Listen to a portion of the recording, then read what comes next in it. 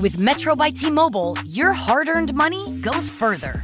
This tax season, there's 0 fees to switch. Enjoy Metro's lowest price, just $25 a line for 4 lines. Plus, get 4 free Samsung Galaxy phones when you switch. Now that's the best deal in wireless. Metro by T-Mobile, empowering you to rule your day.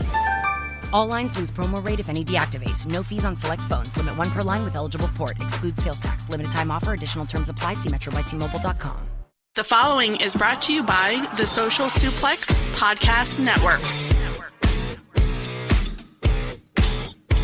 This is Great Match Generator.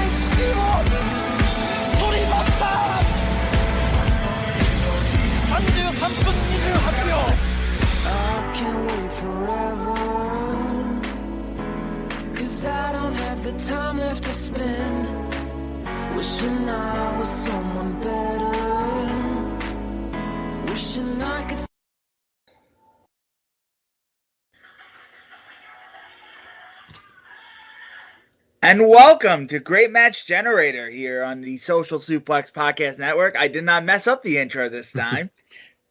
I am here with Matt and Greg. How are you doing, Matt? I'm doing well. How are you? I'm doing well. How are you doing, Greg? I'm doing well as well. I'm doing real well. We have Tom Brady as the Super Bowl champ once again, which tortures our life. But we have to move on from that. And Carson Wentz got traded. Yeah, as a Dolphins fan, I wasn't thrilled to see Brady get another Super Bowl, but one of my good friends is a Bucs fan, so I was happy for him. Yes. But we are on to watching some great wrestling here. Yeah. We have El Satanico versus Super Astro from 10/26 in 1984. Genichiro Tenryu and Masao Orihara versus Great Kabuki and Koki Kitahara from War 7/14/92. We have Barry Windham versus Terry Funk, September 19th, 1986 from World Wrestling Council. And then we have the very recent Kenny Omega, Hangman Page versus FTR 9/6 2020 AEW match, which Matt is very high on, from what I've heard. Yes. But we go in date order here. So we go all the way back to EMLL in 1984 for El Santanico and Super Astro. And, well, where you have it is I wasn't very high on this match. And it wasn't that Santanico didn't click with me. I thought Santanico was very good in this match. It took 2 watches of this match for me to get Santanico. It was more Super Astro here. Mm-hmm. He sort of had a weak-looking offense. And when you're the babyface in peril, you gotta have better-looking offense than the Flying Kokeshi. Mm-hmm. And I just didn't buy Super Astro as a convincing babyface. That was more my issue with the match. Santanico was awesome here, mask ripping, you know. Santanico gets the crowd into it, and I don't know if the crowd was into it the whole time because the crowd was mic'd horribly. But Astro was bumping around for Santanico at first, but Santanico took a lot of this match. What were your thoughts on it, Matt? Because you liked this match a lot more than I did. Yeah, sure. I really love this match, and I hadn't watched it for quite a while, so when I look back at sort of how I'd rated it and talked about it before, I really, really thought it was maybe not quite at that like 5-star level, but pretty close to it. On this watch, maybe just like half a notch lower than that, but I still think it's a great match, and I still think it's a classic. I think the thing about this is that it's pretty simplistic lucha, and by that I mean lucha I think really relies on timing and pacing in a way that a lot of other wrestling doesn't, particularly modern wrestling. Right. Where things are a lot quicker. And that's not to say it's better or worse, but it's just a sort of different approach to telling the story. And these are 2 people that if you're watching, I don't know, if you're watching, say, the modern match from our list here, and then you watch this, these 2 are going to seem pretty physically limited, right? Even Satanico, who I think is an all-time great wrestler, I think belongs in that conversation. He's going to seem physically pretty limited. And Astro even more so. He's kind of a shorter guy, even shorter than Satanico. So I kind of totally understand how people might not be as into this as I am. I was probably the first time I watched it more in a lucha mood than I have been lately. I just haven't watched a ton of lucha lately. I've been watching other stuff. But I still thought it was great. And I thought that they built drama really well. And they, convinced me, because Satanico is such an incredible Rudo, that Super Astro had to beat him. Like by the end of the match, is sort of I get emotionally invested in it, and so I think that's the story here. The undersized, plucky Technico or babyface. I think they're pretty close to being equal translations here in this particular match, versus this just evil heel Rudo it's just pitch perfect to me. I think they do that really, really well. It doesn't quite hit the level of the best lucha, particularly the best lucha brawls, but it really is just such a good story. And I think definitely, I would say, carried by Satanico. Super Astro, he is what he is. But this is definitely a Satanico showcase to me.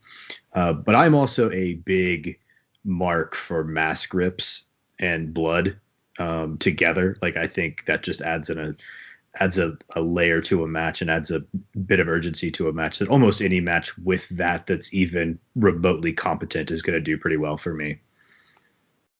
Greg, where do you stand on this match? I'm definitely more with Danny. I didn't like it at all.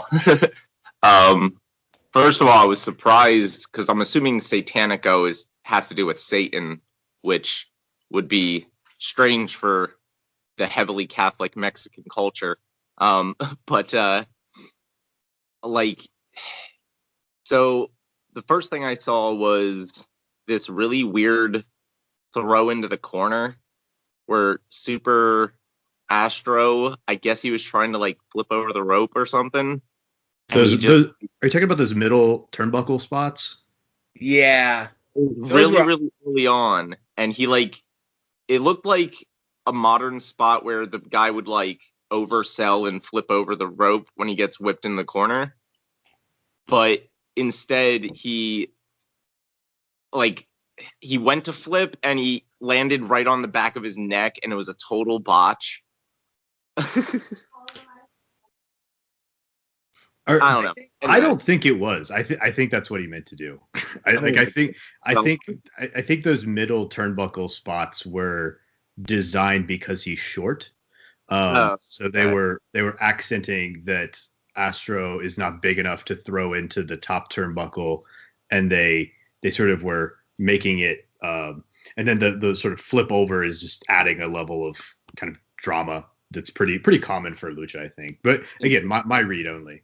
Yeah, I mean that's a good take. That might be the case, but it just looks sloppy to me. Just as a casual, lucha viewer. I recently, somebody in a podcast mentioned this experimental, I think it was WCW show they did back in the like mid 90s that was all lucha stars. I'm forgetting what it was called, That's but called the Lucha. Yes. That's what it is. And I was just noticing how short nearly all those guys were. So like the whole idea of kind of playing off luchador's height was really strange to me because Mexican people tend to be shorter and so do their wrestlers. So like that was just kind of weird. Anyway, I get the whole concept of a babyface in peril, but I basically didn't see Super Astro get a single offensive move off until about 8 minutes in. And that just made him, to me, look incompetent, not like a gutsy babyface. Also, was this a multi-fall match? Yeah. Yes, it was. Okay, yeah, because I got really confused when I guess early on Satanico like wouldn't come back in the ring, so they just counted him out. And I was like, oh, did Super Astro win? No, there's too much time left in this match. And then, but yeah, it just seemed like a total squash to me, especially early on, which I was not really expecting out of a supposed great match. And then I just want to go off on a real quick rant about headbutts, because that was like most of Super Astro's offense was these headbutts. And I've just never understood headbutts. Are we supposed to, as the audience, believe that your head is thicker or stronger than the person you're slamming it into? Because it always seems like you're doing just as much damage to yourself as the other person. And if you're headbutting a part of the body that isn't their head, then you're only damaging yourself. Unless you have Homer Simpson syndrome. And you have that cushion of fat around your skull. So I couldn't get into it because he was using this type of offense that I don't really buy. And then the worst part was the ending. I don't know what kind of count that was. It was one of the slowest counts I've ever seen. And the ref was like staring at Super Astro like, are you sure? Are you sure I should count right now? Is this the end? Like, he seemed so hesitant. And like all of those things kind of put together just took me completely out of this match pretty much the entire time. Yeah, the ref was really bad. Yeah,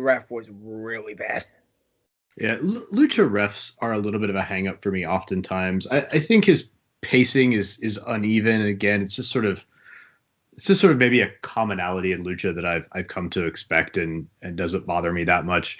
I think on the bit about headbutts, I don't know if you've ever been headbutted, it sucks. Like it's, the idea is not that you're hitting forehead to forehead. It's that you're hitting somebody in the nose or the eye or the cheek. And and that's a very different experience. Like, I'd much rather take a blow on my forehead versus my nose or my cheek. It's why in soccer you hit a ball with your forehead over and over again and it's fine. But you don't smash your face into the ball. And like, even though it might not be precisely on the nose because you don't actually want to break your opponent's nose in a wrestling match, I think that's what they're trying to sell you on, right? That a headbutt is a way of hurting somebody. And it's kind of a gritty brawling type maneuver. You don't see headbutts in the UFC. You see headbutts in bar fights. So headbutts don't bother me. And I think as a desperation move for somebody who's swarming you and who's just not giving you much room, I thought it actually kind of, to me, works pretty well for Super Astro. The finish was not my favorite part of it, probably why it caps it at a certain point rather than really being a legit all-time great like some people see it. For myself again. I will say to that point about headbutts. I see your point now. That Super Astro kind of didn't sell the damage to himself. I look at like more modern people. I know he's problematic now, but Jack Gallagher was famous for his headbutt, where he would act like he knocked himself out afterwards. And Tony Storm kind of does that in NXT right now. Mm-hmm. Where they act like they knock themselves just as loopy as their opponent. Or the famous instance where Shibata did it. Okay, yeah, and so I'm just like, I never ended his freaking career. Quite literally ended his career. Yeah, and I get that. Like, I can see that it's a spot that I kind of like for a variety of reasons, but I think if it's overdone or maybe like done in a way that is too goofy too often, it can maybe take away from that. Because to me, it is a gritty spot, right? Like it's desperation. Like when Shibata did it at that Sakura Genesis match. Yeah, it was out of desperation. Yeah, it was out of desperation, and also like Shibata was just proving he was like a bigger man than Okada. And ultimately that had like legitimate ramifications, but just in terms of reading it in a match, I kind of like it in this setting. You see it a lot in battle arts. For example, Ishikawa and will throw a lot of headbutts, particularly early in a match to set like a real sort of chaotic and urgent pace. And I kind of like those, but I do maybe agree with you in some of the modern takes. They don't stand out to me as much in a good way. I thought the Shibata headbutt was the only one where it really stood out, like, whoa. And that actually had legitimate ramifications. Yeah, we could also hear that. That was a whole different thing. That was a whole different. That was a whole different instance. Maybe the Ishii headbutts. Yeah, he throws some pretty wicked headbutts too. Well, you're concerned that he's going to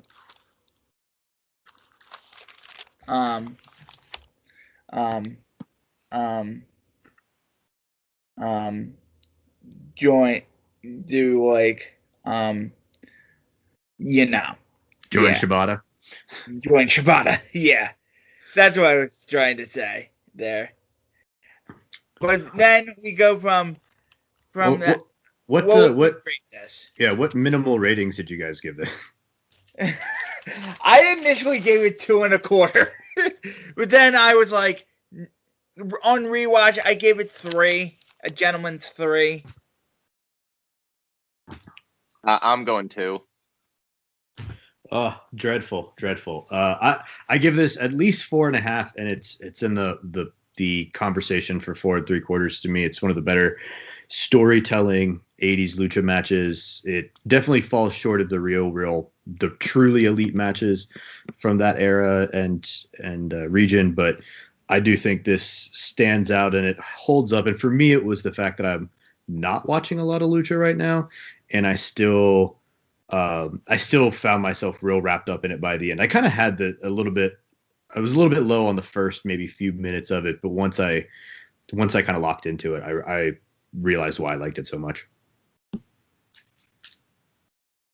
So we go from that to Puerto Rico, where two Americans wrestled. Terry Funk versus Barry Windham. September 19th, 1986, World Wrestling Council for the Colognes. Here. Terry Funk. Holy mackerel. Terry Funk. This is an all-time. This is an all-timer. This is an all-time Terry Funk performance if I have ever seen one. Can I just say, as an ECW kid, who only knows Terry Funk from ECW / his Chainsaw Charlie days in the Attitude Era, it was really nice seeing prime Terry Funk, like in his heyday. This is not even prime Terry Funk. This is actual Terry Funk, not the bastardized hardcore guy he became. Yeah, I know what you mean, but we're like late 70s, early 80s Terry Funk is prime Terry Funk. This is like late prime Terry Funk, and this is like still like great. Terry Funk is so very great, no matter what era you put him in. Oh, he's timeless. Yeah, like the selling here is so gosh darn good. And then Windham here with the urgency is really, really good. With the pile drivers to the floor, with the aggression. I love this match. Yeah, I'll go ahead and talk about it real quickly. I also really like this match. I'd never seen it, and I think I've had like Puerto Rico on my watch list forever, and I just has not gotten around to diving in as much as I want. Really, I've only seen the Stan Hansen versus Carlos Colon feud and a few other miscellaneous matches, but I really like this match. There's a spot earlier in this match where Funk launches a wooden chair at Barry Windham, and Barry plucks it out of the sky so fluidly. It is something that they could not have done again if they tried 100 times, I don't think. But it was just so wonderful the way it worked out, that like Funk is running and he's frustrated, and he just launches this chair out of anger, and Windham stands tall as this baby face, just grabs it out of the sky and holds it like a killer. It's an incredible like little moment. I like that Funk played uncoordinated in this match. Like part of his selling was that not just that he was getting beat up, but that he was a less coordinated athlete than Windham even early on. And I thought that added a lot to the sort of nuances of their dynamic. The pile drivers on the outside as a way for Funk to get control of the match was good. Puerto Rico always has a really kind of hectic vibe to it for obvious and well-earned reasons. And I thought that added to this match. They go back and forth really well with their offense. I thought maybe this drug a little bit in like the last third or so, or maybe like the third quarter of the match. Like there was just things didn't seem to have quite the pace or move in quite the direction that they were before. Again, super nitpicky, but I thought the whole match was excellent. It was definitely Funk it was kind of peak Funk, because Funk has like a 15-year peak. He's incredible. So this is still very in shape, athletic Funk in a hectic, violent atmosphere, and in some ways that might just be the best version of Funk. But again, all versions of Funk are incredible. The interview after is incredible. If you didn't like stick around for the interview, you have to. Funk, they're in a tournament. Yeah, so they're in a tournament, and so Funk is he puts over Windham. He puts over his next opponent, which I think is maybe Martel, if I remember. Yeah, Martel. And he calls everybody in Puerto Rico a fat pig, and calls the interviewer a fat pig.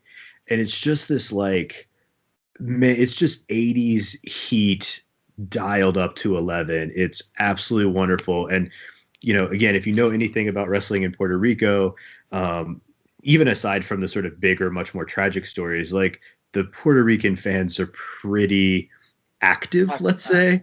I just kept thinking, Let's just say hostile. I just kept thinking, man, like Terry Funk has got some guts to cut that promo and walk out. But who's going to mess with Terry Funk? Wonderful match. I got the quote here. It's, "I'm not from a pig farm. I'm from a cattle ranch in Texas." Yes. Oh my God, so good. Yeah, beautiful match and beautiful. Wyndham was really, really good in this match, but 9 times out of 10 that Terry Funk is in the ring. Terry Funk is the star, but he's also making everybody else around him look better. That's why he is one of the legit best ever. Yep. I have nothing else to say besides what you guys just said. My God, Terry Funk. Well, so you guys know I pay attention to everything but the wrestling most times. And also I come into almost all these matches like completely blind. So first of all, I had no idea this was in Puerto Rico. I actually assumed it was in Texas, just given Terry Funk's background. So I was really thrown off when everything was in Spanish. And now that pig joke is making more sense. But the first thing I noticed was how small the ring was. And that this appeared to be in like a local gymnasium because the basketball net in the background kept distracting me. Mm-hmm.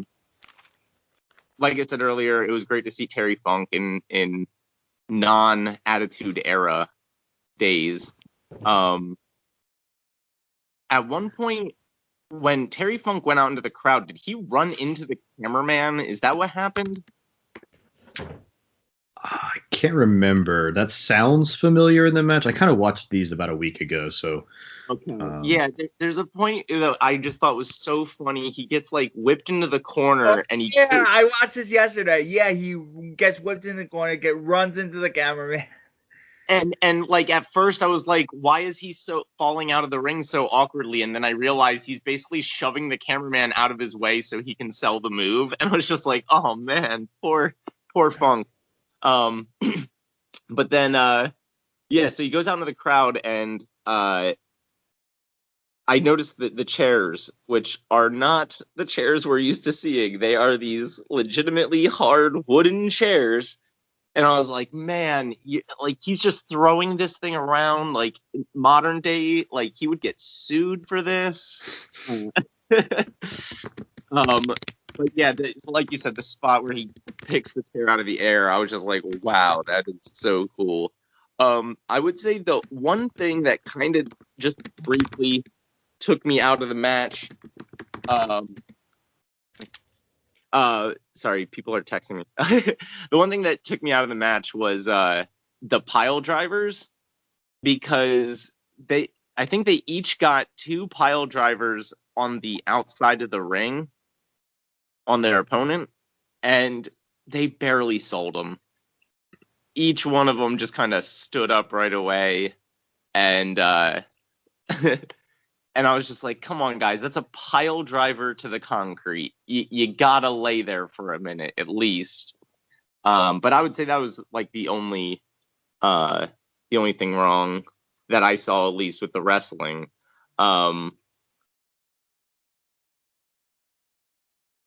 Yeah, this was filled with hatred. I love this. Oh, here's what I wrote. What is the branding iron? Funk had a branding iron for many years. Okay, because like he brought it out at the beginning, and then Wyndham was like mocking him with it at the end, and I was trying to figure out the whole significance. I guess with the whole cattle versus pig thing, it made a little more sense too. It was just part of his cowboy gimmick. Like it was, he would come out in a cowboy hat and oftentimes chaps over his trunks. For ECW, he would flame the branding iron. Yeah. Oh. Yeah, so he would use it as a weapon, but it was, as much as anything, it was part of the shtick. Gotcha. Yeah, and then like you said, that interview at the end was fantastic. I loved, first of all, the classic 80s mullet on the interviewer. Yeah. And then I found it strange because Funk shouted out WWF. I think he said the guy who was about to face came from WWF or something. Or no, he said he just beat a guy from WWF in Barry Windham. That's what it was. I guess you could talk about other promotions a little more freely back in the 80s. Yeah. Oh, yeah. There was not nearly as much copyright considerations. I thought that was funny to me because it kind of went to the narrative that the WWF was the place to go, right? Like that's the narrative that the WWE now pushes, right? That they were always the number one destination. And Funk using that here sort of supported that, even though that narrative is kind of questionable depending on who you ask and who you talk to and how they look at the history of wrestling. But I did catch that. I thought it was really interesting too. All right. Ratings on this match. 4 stars, baby. This was awesome. I'll give this 4.25 actually, and I will. It's 4.25 match if you include the interview and think of it as like a unit of wrestling more broadly. Oh yeah. I might give it 4.5 because that interview is. It is a type of interview that does not and probably cannot exist anymore, but man, I love it. No. Terry Funk we get canceled. Greg? I'm also going 4. Yeah, for all those reasons. It was a lot of fun. Now we go from that to men. Here. Tenryu and Orihara versus Kabuki and Kitahara from Wrestle and Romance. That's what WAR stood for. Wrestle and Romance. 7/14/92, and man, I love this. This was stiff. This was stiff. Yeah, can you just real quick talk a little bit about this? Because I had never heard of WAR before, and I think I saw in the description this was the debut show. I think this was the debut show. I think. Good afternoon. Would you like to try a free sample of our double fudge brownie? Oh, sure. That's very good. I'll just take one more, just to be sure. Yep, still very good. Some things never change, like never being able to take just one free sample. And Geico saving folks lots of money on their car insurance. Is that macadamia nut I taste? Let me take one more. Sir? Yeah, I thought so. 15 minutes could save you 15% or more. The wake up early, do a little studying, take the dog out, finish that audiobook until the very end. Finish that workout, then stop by McDonald's for breakfast and somehow manage to do it all before that 10 a.m. meeting meal. There's a meal for every morning at McDonald's. Mix and match a sausage McMuffin, sausage biscuit, sausage burrito, or any size premium roast coffee. Any 2 for $2. Price and participation may vary. Cannot be combined with any other offer or combo meal. Single item at regular price. Matt, correct me if I'm wrong. If this was the debut show? I think so. One of the early shows. Definitely. Yeah. It starts in 92, so I think it is. But regardless, it's one of the early ones. Yeah, it starts in. Yeah. I believe it is. I don't want to spend too much time trying to look this up. It was the successor to SWS, which was Super World Sports. It was founded by Genichiro Tenryu. That might have explained the terrible production quality because that 86 match looked a heck of a lot better than this 92 one. This one was definitely shot by a fan. Yeah, I think this might be a fan cam, because it's we only get the one hard cam shot, right? We only get the one hard cam shot. There's no cuts. Yeah, so this one is definitely a fan cam. I don't remember. There's no commentary, was there? I can't. No commentary. Yeah, I just sort of assumed it was actually pretty high quality fan cam. Yeah. Given you could see the date, it was clearly done on a camcorder in the 90s, early 90s. So yeah, I guess from that perspective it was good, but compared to all these others, it was utter trash. Especially because it comes right into, I think that was Kabuki's entrance. which was really cool, by the way, because he has this chainmail helmet and nunchucks, and he's spitting out the red mist. Have you ever seen the Great Kabuki before this? I haven't seen him wrestle, but I've heard of him. He's the only one in this match I've heard of at all. Like I've seen the pictures because he's got the cool makeup.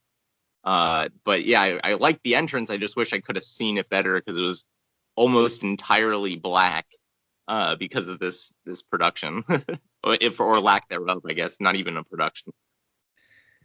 And then War and WWF would have a show later in '92 where The Undertaker would be King Haku in War.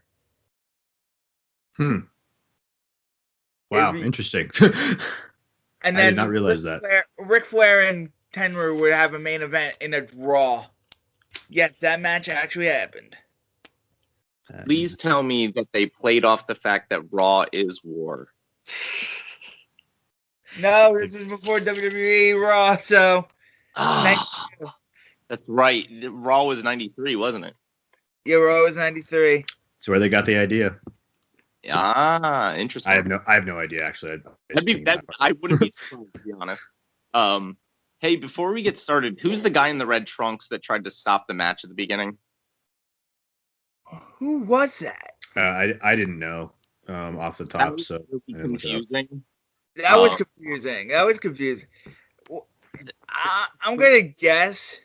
Crowd seemed into it. It was just weird because he went up to is it Tenryu? Tenryu, and Tenryu slapped him. And then he just shook his head and walked away. Like I was just like, what? Yeah, I'll be honest. So War is a pretty big blind spot for me. I've watched one or two other War matches before this, and I was kind of trying to get not in a hurry, but I had so much time to watch these matches, so I kind of skipped through that to when the match actually started. Yeah. So Tenryu, but this match was stiff. I love this match. Wrestle and romance. Yeah, there is some violence in this one. There was some violence. Holy Tenryu chops! Can we just talk about the Tenryu chops? You could hear that? Kabuki sold a chop to the throat like he got shot. Yes. And oh my God, Tenryu is so awesome. Yeah, he is. Tenryu's like a grump in this match. Grumpy old man Tenryu is the best kind of Tenryu in my mind. Mm-hmm. And it's my favorite version of Genichiro Tenryu. Or Tenryu Genichiro. And yeah. It's freaking awesome. This match was awesome. Yeah. Greg, you want to go first since I went first on the last two? Sure. I'm just looking through here because my first thing was just being confused about the guy in red. So this, is it Masao or Masao? Masao. He just reminds me of Daniel Bryan. He was obviously the smallest guy in the ring, but also very clearly the most athletic. He was jumping everywhere, doing planchas and dives and everything. I don't think I saw any of the other guys do anything remotely quote unquote flippy. And even his trunks looked like Daniel Bryan's trunks. So this was, compared to that first match we talked about, this was a true, to me, babyface in peril. That Masao was just getting the crap kicked out of him, and his partner, who is that? Tenryu. Tenryu just seemed to be kind of standing in the corner, just waiting for cheap shots. I loved whenever he would break up a pin, he'd just casually saunter over and kick the guy in the face. I love that. and then towards the end, he, because before, I think once or twice, he had just did one or two kicks. But then he goes over at one point and just will not let up until the ref has to drag him off. He's just kicking, I think it was Koki in the face over and over and over again.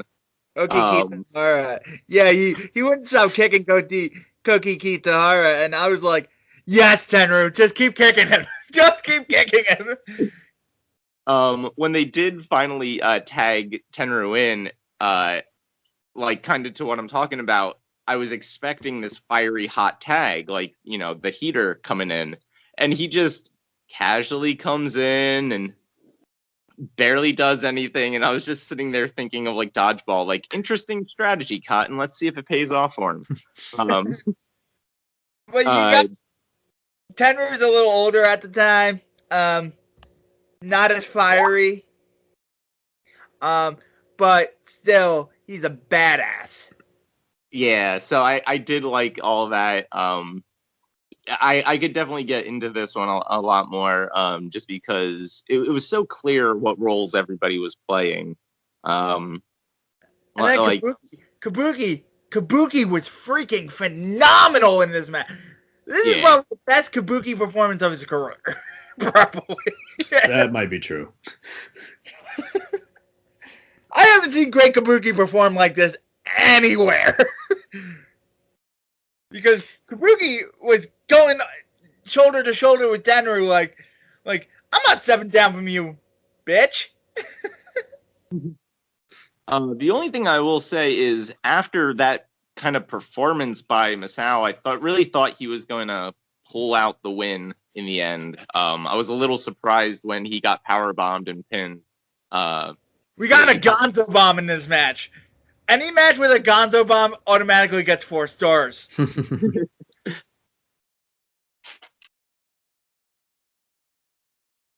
So, yeah. Matt, what were your thoughts on this match? Yeah, I really like this match. I sort of agree with Greg. I think the dynamic is really what puts this match over the edge, or at least that's how what I was hearing from Greg. The dynamic, particularly between Tenru and Orihara, is really good. You know, Tenru is he is like older and grumpy Tenru here, but it feels like he's playing older and grumpier than he really was in '92. This is only 3 years removed from his sort of legendary match with Jumbo, and he feels a little less bothered to be athletic in this than I think he probably even needed to be. But what that did is it made Orihara look even more like a shining star in this match. He definitely was the young guy who had all the athleticism in the world and all of the fire, but was still going to get, eventually get caught by Kitahara and Kabuki and get mauled. And that was kind of what happened to him over and over again. And Tenru would get the tag, or he would come in and break up a pin, or whatever it might be. I thought they played on that dynamic really well over and over and over again, and in a way that made literally elevated everyone, right? The layout of this match made everybody look really good. I loved a few spots. I loved when Tenru gets hit and falls backwards into a tag. I really thought that was like just kind of a nice little flair to the match. I liked how Orihara would oftentimes get in the match, do something cool, and then immediately get himself in trouble. And again, just selling that dynamic was where this was at. The finish really, really took me out of it. I did not like the finish. I thought it was abrupt, and I thought it was a little bit lackluster for what they'd been building to. It really didn't feel like the correct punctuation mark. What's that? It was very anticlimactic, yes. Yeah, it was just the wrong punctuation mark to me, right? So I thought the match itself won me over slowly, like a little, like right at the very beginning. I was like, this is good. I like this. It's nothing right at the top made me think this is an all-timer. It won me over slowly, and then it abruptly ended. Yeah, it sort of betrayed me a bit at the end. But I still think it's a very, very good match. It's something I would still recommend to people, particularly people who like sort of stiff matches and good tag team dynamics. I think those are those are things that just some people are really into particularly, and I would definitely recommend this to anyone, particularly those folks. I rated this 4.25. I love this. I love this. I gave it 4. It could have been 4.5 with a really great finish, and probably was on its way to 4.25 at least, and then again the end brought it down to me. I'm gonna go 4 as well. I totally agree. At the beginning, it was definitely a little slow. I actually wrote here, not a lot of urgency. I think Danny's gonna be disappointed. But it did get more urgent as it went, and then a little disappointed by the finish. So I'll just take a 4 on it. I just like stiff guys doing stiff things. Yeah. Oh no, that's up my alley too. Good afternoon. Would you like to try a free sample of our double fudge brownie? Oh, sure. That's very good. I'll just take one more, just to be sure. Yep, still very good. Some things never change, like never being able to take just one free sample. And Geico saving folks lots of money on their car insurance. Is that macadamia nut I taste? Let me take one more. Sir, Yeah, I thought so. 15 minutes could save you 15% or more. Now we get to the recent entry in this pool. Kenny Omega, Hangman Page versus FTR. Greg, do you want to go first on this one? This was recent enough that I actually did one of my videos for it. So I went back and kind of watched my original take and commentary for it. I think you do need a little bit of context if you're just going to kind of watch this. Obviously, it takes place during COVID era, so there's no fans at least ringside. They're all kind of in the upper decks. And this is also the pay-per-view where earlier in the night, Matt Hardy got injured in a really notorious botch. And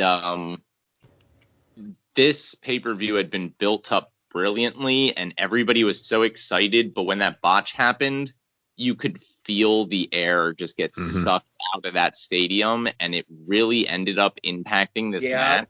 Yep. But what was interesting is going back and kind of watching it out of context in a way, like without that whole incident to kind of sour me on it. I liked this so much better the second time around than I did that first time, because I was still so concerned for Matt watching it live that, it was definitely better to go back and watch it a second time. Now that you know in hindsight Matt Hardy's okay, and he's wrestling on Dynamite this week, it's like, oh, wait, this match was freaking awesome. Yeah, I'm the high person on this, or at least I have been for a very long time since it happened. Greg's right. Like the entire context is sort of really hindered by the Matt Hardy thing happening. I think 2 matches before. I think the women's title match was between the two, but still the whole show was sort of just drained of its energy. Empty arena. Yeah, and the commentary team is awful in this match. Like, it's so frustrating. I think Excalibur does a good job to try to get the details that they're implementing into the match over. JR to me did not have a great night, and I think he missed some really big things in this match. So it's kind of fighting against a lot of hurdles. It's kind of trying to get over a lot of hurdles to be great, but I always try to analyze a match and give it as many benefits of the doubt as possible, right? So if the crowd is hot, I make that a credit to the match. If the crowd is not hot, especially in this case where there is no crowd and the crowd's not particularly hot because of something completely unrelated to the match, I do my best to try to focus on the match in isolation to see if it's good. And I think what they did is really genuinely awesome in this match. I think if you put this match in front of a crowd, it's getting match of the year praise, to be honest, if you put it in a different night. So I think that just talking about that context before we get into maybe sort of what makes the match good. I definitely agree. All of that stuff has to be considered, and I also totally get how that's not overcomable for some fans. That's fine. But I think if you just look at what they do bell to bell, the story they tell, and in the context of the build-up, this is premier wrestling. And I like that the clip that Danny sent to us, at least to watch, had all the build-up ahead of time, like with the video packages, because the story going into this was brilliant. Yep. Absolutely brilliant. It was told over a year. It was so good. So maybe I'll just kind of do my quick review. I won't go like a play-by-play or anything like that, obviously, but to Greg's point, that build is the build of FTR getting in the head of Page and splitting up Omega and Page, because Omega and Page are two single stars in a tag team, not a tag team. And that had also been part of Omega and Page's dialogue well before FTR got there, right? So the idea is that FTR recognized that this is a thing that exists between them. We're going to exploit it. We're going to proverbially split the ring before the match even starts. And you see that in how Omega and Page behave even when they first come out. And then obviously by the end, when FTR wins, that's when the Omega Page breakup happens. This is the beginning of Omega launching into his singles run that we're all now enjoying if you're watching AEW. I think that is pitch perfect storytelling, and I think it's mirrored in the match really, really well. FTR is using so many double teams. They're separating the two. They isolate them. Whoever's in there, they always get control, strength in numbers, and they work them over. Omega and Page have great comebacks and hope spots, but generally speaking, they start kind of when they're, when they're a unit, but as the match progresses, their offense becomes more and more isolated. It's when one of them can get sort of a comeback and some momentum by themselves. And when they start doing double teams later in the match, it's almost clunky. They almost hit each other, right? So as the match progresses, Omega and Page are physically less and less on the same page throughout. I think that parallel between the in-ring work and the lead up is, I can't think of a time that's been done better. And oftentimes a lot of like modern, or particularly like AEW, they're really into kind of telling these on the nose stories in the ring sometimes, and these on the nose references to history and things like that. And that's okay. I think a lot of people really enjoy that. This was the right kind of subtlety for me and for my taste, where I think you have to pay attention. It's there. It's not like, I don't know, it's not hidden, but it's also not, you're not beat over the head with it, right? And I thought that the spot where Omega is grabbing at the tassels of Page, but he can't get it. Like, there's just all these little visuals where it's like Omega can't get to Page. He can't wake him up. There's also the element where Page had talked before about in the, and I think it was the build up to this when, in maybe some interviews, Omega had mentioned that he had saved Page multiple times in matches. And here Omega saves Page early in the match, but Page kicks out of a spike pile driver late in the match that looked like it was going to be the end, on his own without Omega being able to get there in time. And I think like little things like that, I don't think they're accidents with these four. I think that those things are very strategically put into the match. And then obviously the post match is wonderful. Page is kind of out on his feet and he falls and Omega doesn't catch him. Omega lets him fall and then Omega walks out of the ring. And that's like, man, JR missing that call is kind of the most unforgivable thing I've ever seen a really good announcer do. And then, we see again, the split up happens in the course of this pretty lengthy match that where you get good tag team wrestling, you get good double teams, you get a good solid story, you get good isolation and arm work and limb work that comes back. It's like, it's got psychology, it's got everything. Again, I think if this happens in a different context, people are on board with it. And I think it's a match that's going to age well and be considered one of the better empty arena matches, and one of the better empty arena matches that will translate over time. I think some of the matches that maybe even I like more, I don't know how well they'll translate in 5 years. I think this match is timeless. Yeah, I agree. I agree with all the points that Matt made here. With in terms of the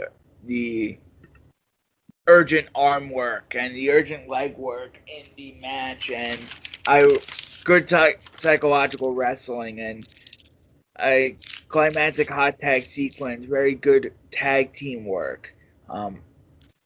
It seems like FTR just dissects Omega and Page to the point of no return. This is definitely a top 10 match in AEW history, in my mind. I gave this 4.5 stars. Very good. Nice. So to Matt's points, I think with the commentary, I try to give him the benefit of the doubt watching this back that JR especially was probably, was probably distracted thinking about Matt and everything. So, but yeah, he did not have a good match, let alone a good night. I thought FTR's heel work was amazing. Kind of to your point, like using the ref distractions, the manager interferences, the quick tags, all of that was awesome. Isolating not only opponents, but opponents' limbs, just all kinds of isolation was great. To your point about the double teams, FTR was hitting them everywhere, whereas then you see the infamous spot, Hangman and Kenny miss the V-trigger buckshot combo, and Hangman almost gets hit in the face. Or I think he does get hit in the face. Like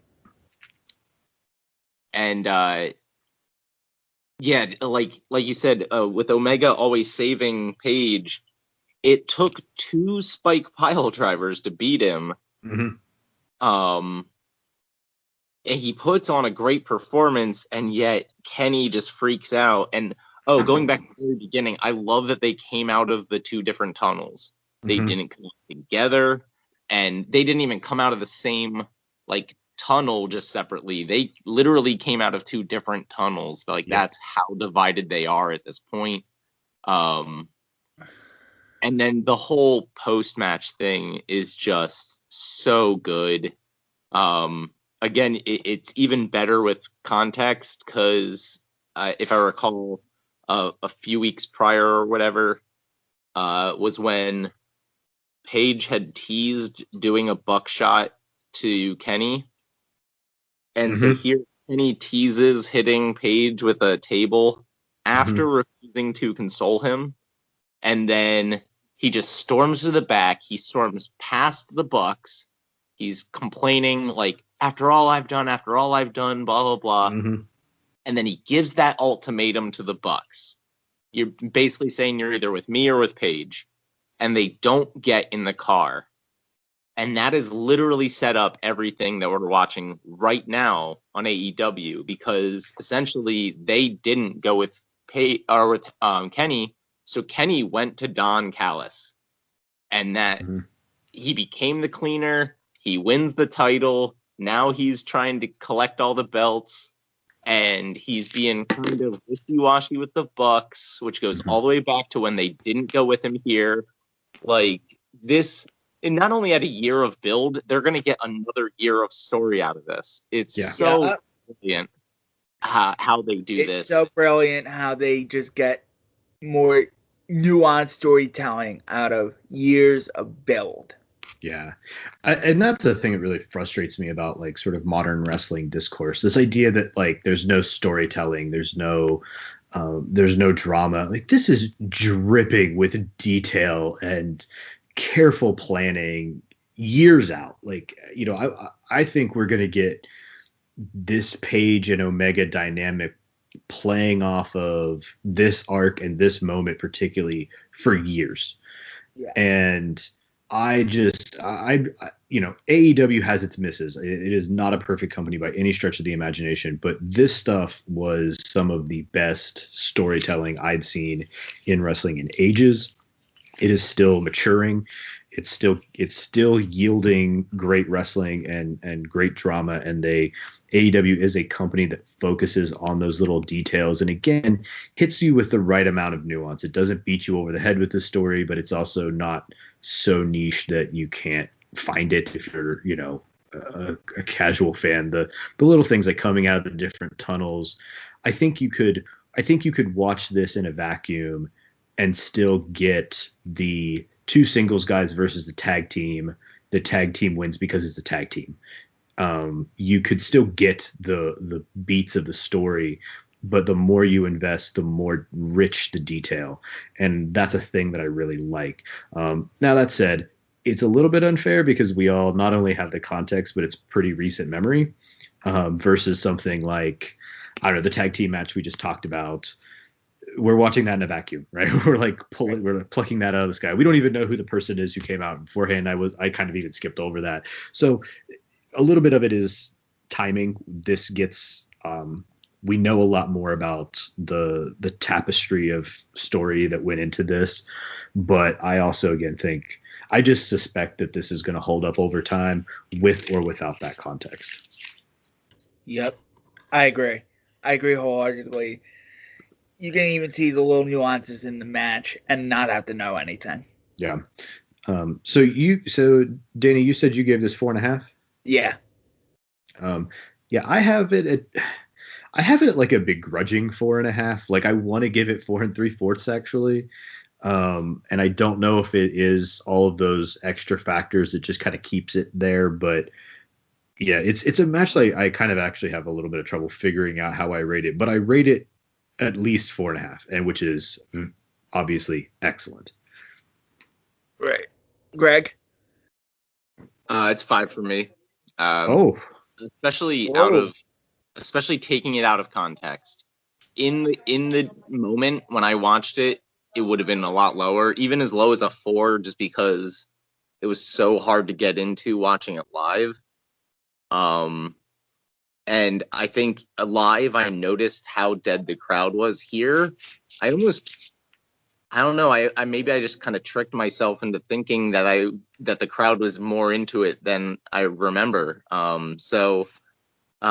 Just being able to watch it out of context, not out of the context of the Hardy situation, but in the context of knowing the story, of course, just really elevated it so much. And I really noticed things and appreciated things more the second time around. So it was just fantastic for me. This is my type of wrestling. I do agree with your point, though. It's probably a little biased, just recency bias. Yeah. Yeah. I would have never guessed that I would be the low person on this match on anything, just based on like general commentary about it. But I'm good. But I'm glad. I'm glad other people enjoy this as much as I do. Oh, I readily admit I am a massive AEW mark. So. Yeah, I mean, look, I am too right now. I am infatuated with that promotion right now. I think they are firing on all cylinders. Plugged. I am Mark Out Mountain on the Twitter machine. Come join the Greatest Match Ever forum at GWE for Greatest Wrestling Ever at freeforums or .freeforums.net. And yeah, that's me. I am at PSU Optimus on Twitter, like the Transformers character. I'm at Wrestling Optimus on Instagram, where I do all my action figure photography. And you can check me out on YouTube, also Wrestling Optimus, where I am going to have my predictions up for Elimination Chamber, I think either later today or early tomorrow. Oh, I have to send you those. Yeah, me and Danny compete in predictions. I am actually the current champion. So we're gonna watch Elimination Chamber on Sunday and see if Danny or one of our other friends can dethrone me. I am at DJD Kooks on Twitter. Yeah, that's where you can find me. Thank you guys for listening, and you're listening to Great Match Generator on the Social Suplex Podcast Network.